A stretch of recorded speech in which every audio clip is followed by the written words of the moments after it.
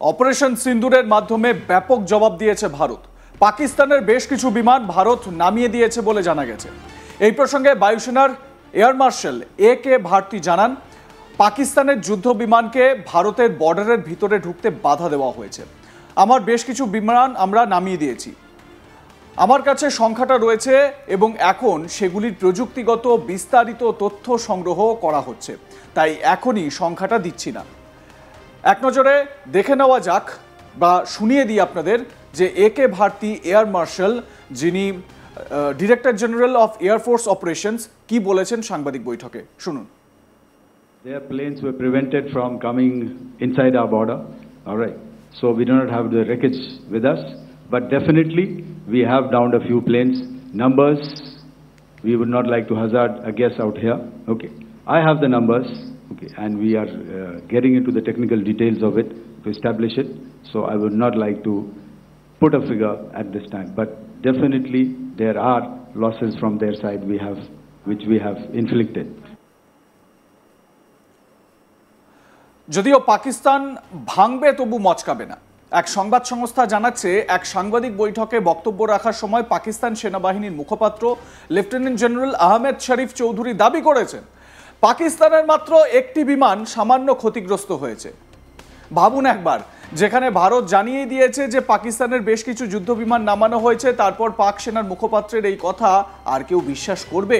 নিজেদের দুর্দশা ঢাকতে পাকিস্তানের কি ব্যর্থ প্রচেষ্টা দেখুন। এই সমস্ত কথা বলে যেন নিজেদের আরো হাসির খোরাকে পরিণত করেছে পাকিস্তান। আরো একবার শুনে নেওয়া যাক বায়ুসেনার এয়ার মার্শাল, যিনি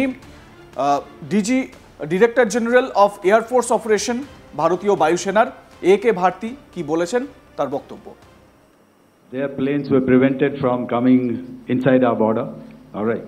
So we do not have the wreckage with us, but definitely we have downed a few planes. Numbers, we would not like to hazard a guess out here. Okay. I have the numbers. Okay. And we are getting into the technical details of it to establish it. So I would not like to put a figure at this time, but definitely there are losses from their side which we have inflicted. জানা গিয়েছে 8 ও 9 মে মধ্যরাতে জম্মু, পাঠানকোট এবং উধমপুরে সামরিক ঘাঁটি লক্ষ্য করে পাকিস্তান থেকে ছোড়া ক্ষেপণাস্ত্র ও ড্রোন প্রতিহত করে Bharat. S-400 air defence system ব্যবস্থার মাধ্যমে সেটা ব্যবহার করে ভারত বেশ কয়েকটি ক্ষেপণাস্ত্র এবং ড্রোন প্রতিহত করেছে। পাল্টা জবাবও দিয়েছে ভারত, আর পাল্টা জবাবে পাক বায়ুসেনার বেশ কিছু ক্ষয়ক্ষতি হয়েছে। ক্ষয়ক্ষতির বিভিন্ন ছবি ও ভিডিও ইতিমধ্যেই উঠে আসছে। ছবিতে ক্ষয়ক্ষতির চিত্র ধরা পড়েছে। একবার আপনাদের বিভিন্ন যে ছবি, পাকিস্তানের যে তাণ্ডব, সেই তাণ্ডবের ছবিটা একবার দেখাই, দেখুন। यहाँ पर फायर किए गए हैं वो बड़े ज़्यादा ताकतवर थे। आप इससे अंदाज़ा लगाएं कि जो बिजली की यहाँ से तारें गुजर रही हैं, ये मस्जिद के हाल से काफ़ी दूर है, लेकिन इसके बावजूद बुरी तरह से डैमेज हुई हैं। और ये मस्जिद का सेकंड हाल है जिसके ऊपर मैं मौजूद हूँ। और इसके वो मुत्तसिल सामने जो बिल्डिंग है, इस बिल्डिंग की जो खिड़कियाँ हैं उनके शीशे भी टूटे हैं। और ये बिजली का खंभा जो है ये भी यहाँ पे गिरा हुआ है। इसी तरह से अगर मस्जिद के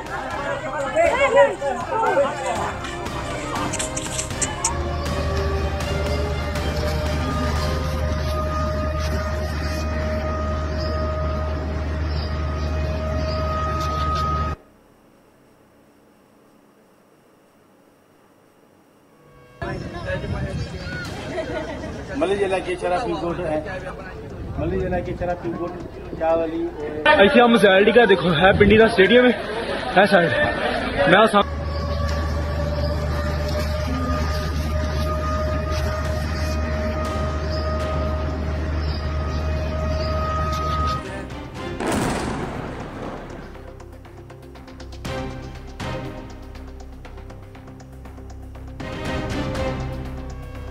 ये ड्रोन गिरा अभी यहाँ पे आके, वो देखें आग लगी हुई। ये ड्रोन गिरा अभी फेज 6 में।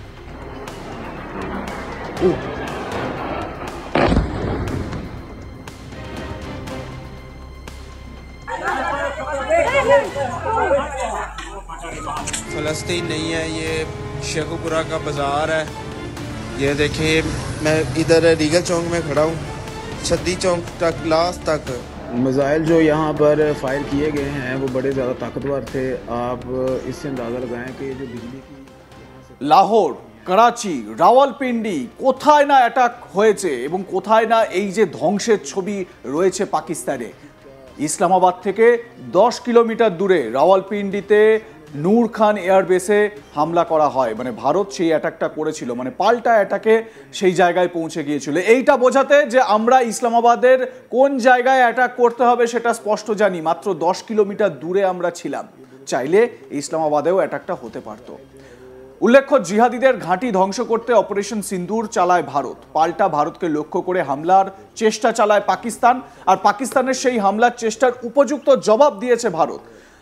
আপাতত যুদ্ধবিরতি চললেও ভারতের তরফে পাকিস্তানের উপরে কড়া নজর রাখা হচ্ছে।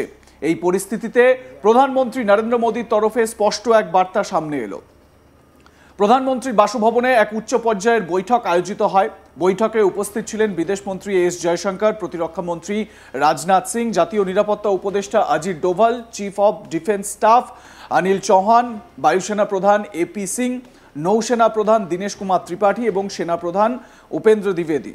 সূত্রের খবর, সেই বৈঠকেই প্রধানমন্ত্রী নরেন্দ্র মোদী সাফ বার্তা দিয়েছেন, ওখান থেকে গুলি চললে এখান থেকে গোলা চলবে।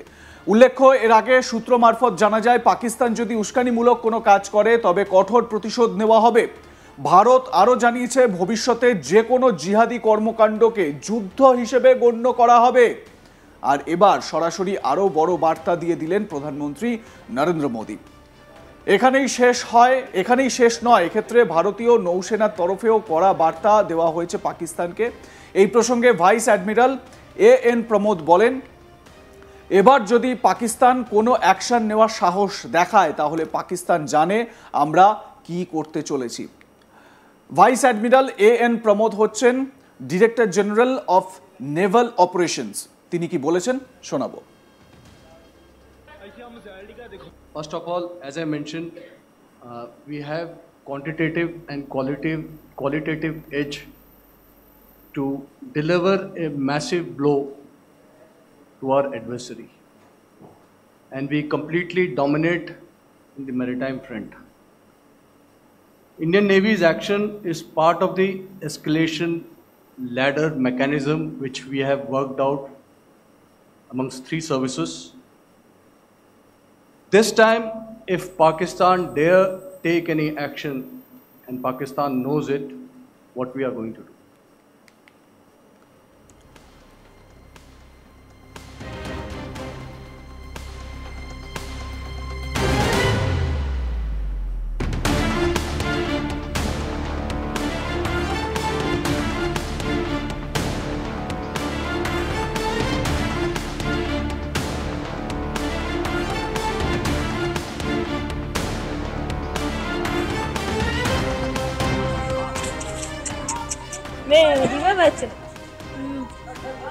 मिसाइल जो यहाँ पर फायर किए गए हैं वो बड़े ज़्यादा ताकतवर थे।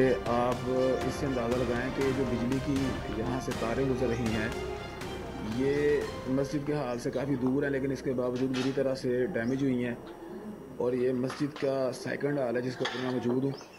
और इसके वो मुत्तसिल सामने जो बिल्डिंग है, इस बिल्डिंग की जो खिड़कियाँ हैं उनके शीशे भी टूटे हैं, और ये बिजली का खंभा जो है ये भी यहाँ पे गिरा हुआ है।